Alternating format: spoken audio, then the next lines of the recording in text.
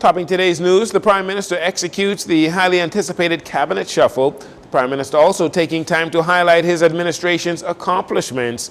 And Women United speaking out against people filing false reports of rape and child abductions.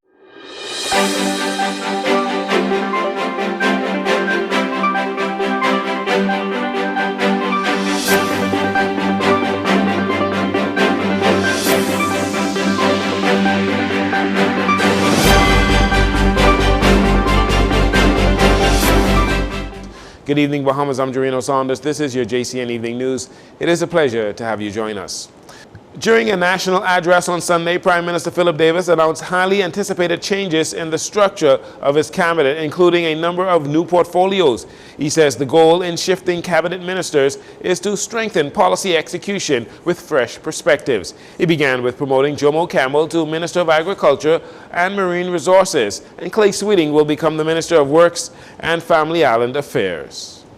He has contributed wise counsel on a range of complex legal and policy issues. He has shown he can do the hardest and most important thing in government, which is take a plan on paper and make it real. His ability to drive change will be essential in his new role as Substantive Minister for Agriculture and Marine Resources. There, he will build on a wide array of initiatives put in place by Minister Clay Sweeting, who achieved much in these 2 short years. From expanding education and training to creating the Golden Yoke program, reopening packing houses and investing in vertical farming, cultivation centers, and climate smart technology, he has moved the industry forward for the country. As the new Minister of Works and Family Island Affairs, Minister Sweeting will oversee the significant number of infrastructural projects and upgrades that are underway. Pulling works and family Island affairs together makes sense in our government because of the scope of our ambitions for our family islands. Minister Alfred Sears is the new Minister of Immigration and National Insurance, while Minister Keith Bell is now Minister of Housing and Urban Renewal. Minister Alfred Sears oversaw the initiation of those infrastructural improvements, as well as the very significant repairs which were required to make schools across the country ready for in-person classes after 2 years of closure. He has served our nation in previous administrations as the Attorney General and as a Minister of Education, Science and Technology. Now, we are asking him to bring his formidable experience to serve as Minister of Immigration and National Insurance. During his tenure as Minister of Labor, the minimum wage was increased, and labor on the blocks job fairs across the country resulted in more than 3,000 job placements for Bahamians. I know he will bring his trademark energy and determination to his new role as Minister of Housing and Urban Renewal. JoBeth Davis has seen her portfolio adjusted as she will be now the Minister of Energy and Transport, while State Minister Pierre Glover Roll will now be the Substantive Minister of Labor and Public Service. Minister Davis is to serve as Minister of Energy and Transport, to do the critical work of bringing together and coordinating experts and teams from throughout our government to tackle our energy transition. Minister Pierre Glover Roll has been another bright star in this new generation. She has overseen salary increases across the public service, including increases for uniformed branches, teachers, and nurses, and an increase in public service pensions, and a return of annual increments to alleviate inflationary pressures. She has conducted a public service-wide skills audit to inform human resource needs and policies. Her work has been important to improving labor relations, setting the stage for the successful negotiations of 22 labor agreements in 23 months. I am confident she will serve with distinction as the new Minister of Labor and Public Service. Zane Lightbourne will become Minister of State for the Environment, while Basil Macintosh becomes the Minister of State for Aviation. As we move forward with our agenda to adapt and make ourselves more resilient, we need to strengthen the work of the Ministry of the Environment. To help drive this push for more sustainable development, Jcn Lightbourne will take on the role of Minister of State in that ministry. As I mentioned earlier, we have a strong focus on accelerating the expansion and development of airports throughout our family islands.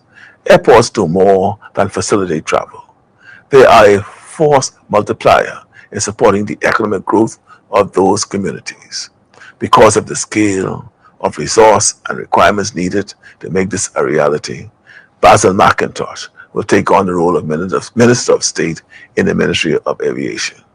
His long years of experience of major engineering projects around the Bahamas will greatly strengthen our efforts. All other ministers will remain in their substantive posts. Prime Minister Davis says a fullness of responsibilities will be published at a later date. Almost 2 years since the Davis administration was voted into power, in a national address on Sunday, Prime Minister Philip Davis reflected on their time in office and what his administration has done, especially in relation to guiding the country out of the tailspin left by the COVID-19 pandemic. Cale Campbell shares more details in this next report. Professing progress towards implementing their blueprint for change, Prime Minister Davis acknowledges there is still some ways to go as his administration attempts to take on long-standing challenges the country faces. In his national address, he details his administration's contributions to the country's economy, which, on the tail end of the COVID-19 pandemic, needed much revitalization. Prime Minister Davis detailed how, out the gate, their focus was the economy. And to fight the virus at the same time. And we did. Our policies jump-started the economy. And Bahamians, always resourceful, responded with energy and enthusiasm. Many businesses are now thriving. We now have a 15-year low in unemployment. Our fiscal situation is much stronger. The Prime Minister further detailed their efforts in impacting civil society for Bahamians with a priority in reducing the cost of living while acknowledging the global inflation.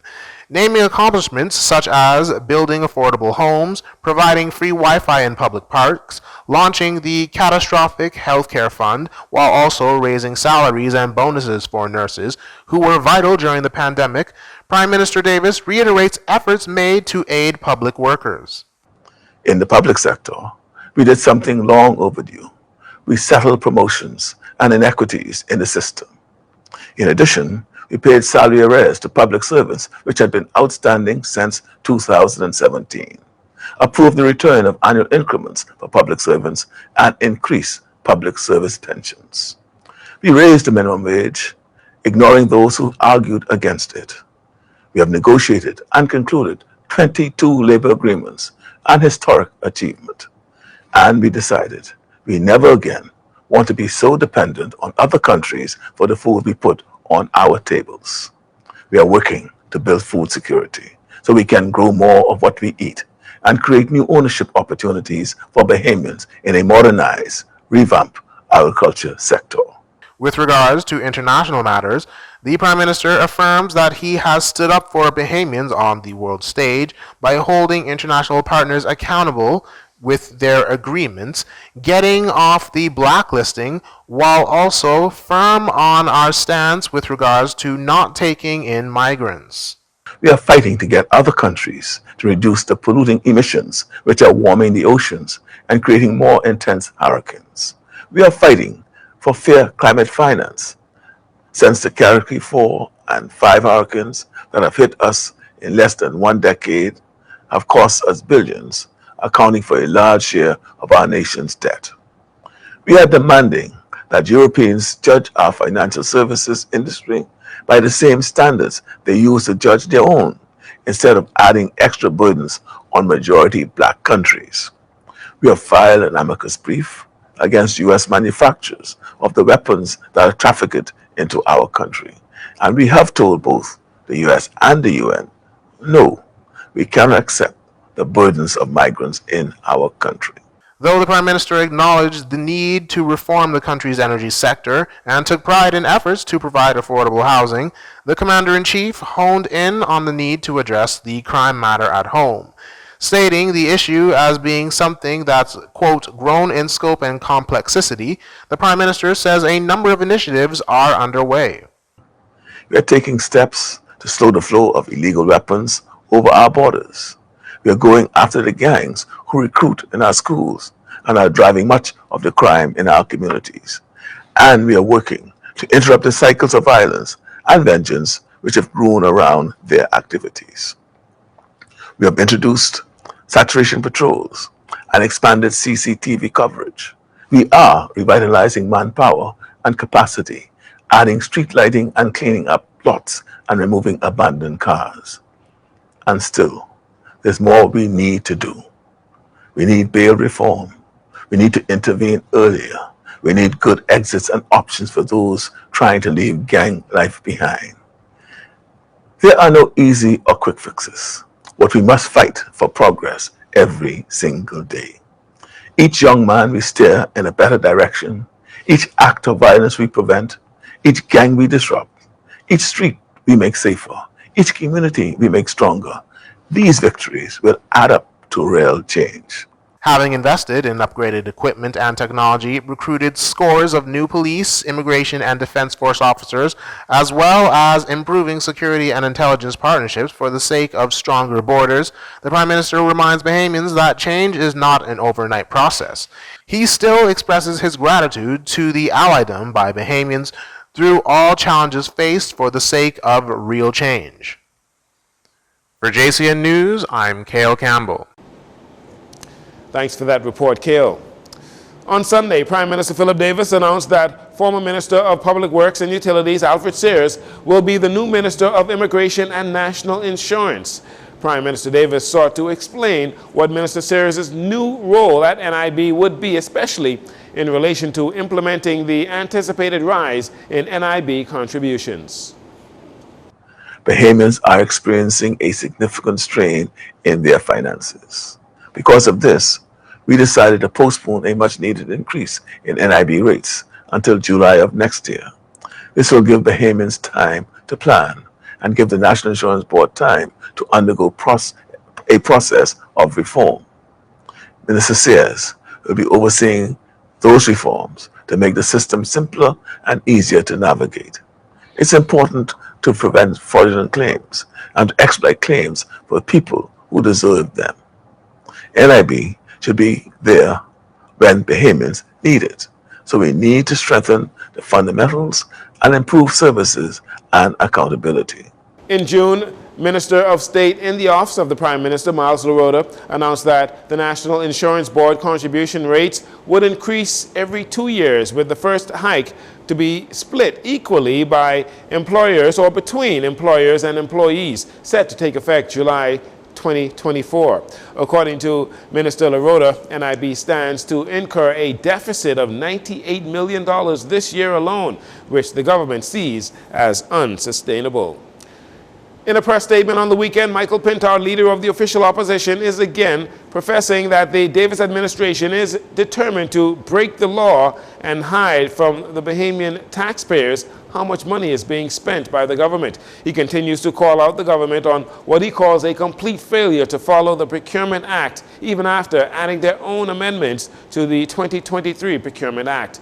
Mr. Pintard made the comments following a statement made last week by the acting procurement officer, Carl Oliver, former Olympian, that the reason for the report not being delivered as yet is due to some information not being filed on the Go Bonfire procurement portal, which the government is using to file goods and services sourced.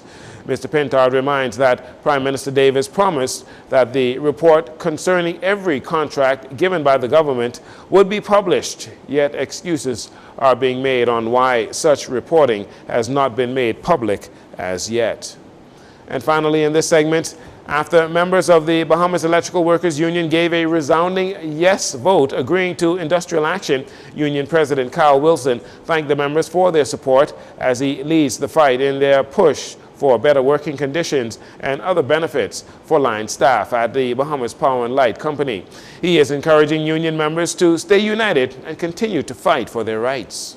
There's a resounding, absolute yes vote by you, the membership, and I just want to thank you for continuing to stand strong with me, for continuing to uphold me as I push forward in the best interests of you to ensure your health and safety at work is looked after to ensure that the benefits that we negotiated are paid out accordingly.